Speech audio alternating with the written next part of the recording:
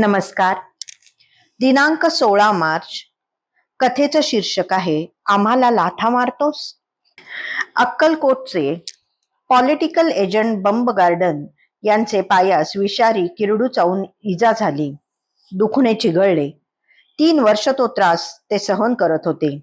अखेर मोरोकाशी हे मामलेदार व परशुराम हरी बर्वे कारभारी यांच्या मार्फत महाराजांना उपाय विचारला.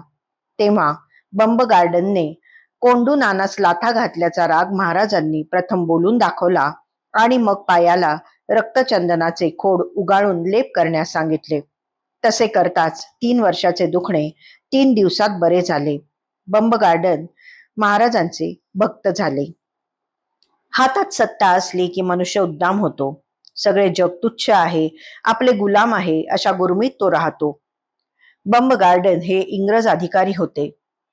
नेटिव्ह हे लाथा घालण्याच्याच लायकीचे असतात असे त्यांना वाटे.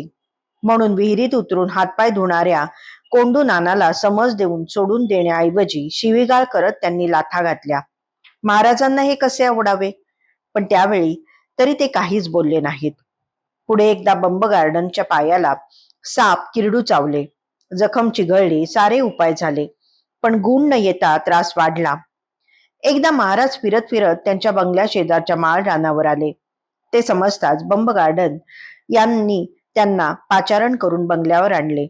बंब गार्डन यांनी त्यांचे उठून स्वागत केले, पण महाराजांनी अत्यंत ग्राम्य शब्दात बंब गार्डनची निर्भत्सना केली व ते आले तसे निघून गेले. महाराजांना आपला एवढा राग का याचा कानोसा बंब गार्डन यांनी घेतला तेव्हा कोंडू नाना प्रकरणाचा राग आहे हे त्यांना कळले. त्यांनी मोरोकाशी हे मामलेदार व परशुराम हरी बर्वे हे कारभारी यांना मध्यस्थी घालून क्षमा याचना केली व पायाच्या दुखण्यावर उपाय विचारला. तेव्हाही महाराज कडाडलेच. गधे, हमको क्यों पूछते हो? आम्हाला लाथा घातल्यास आणि आता औषध विचारतोस? महाराज करुणानिधी. त्यांचा राग लगेच निवळला. त्यांनी रक्तचंदनाचा लेप करावयास सांगितले. खरा तर तो महाराजांचा राग नव्हताच.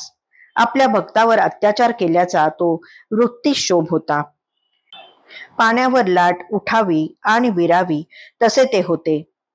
काही कारण घडले की त्यांचा वृत्तिक्षोभ होई. त्याचे निराकरण झाले की लगेच महाराज शांत. जरी हे वरवरचे असले तरी सर्वांनाच याची जरब बसे. सारेच भीत. महाराजांच्या मागे पुढे वावगे वागण्याची कोणाचीच हिंमत नसे.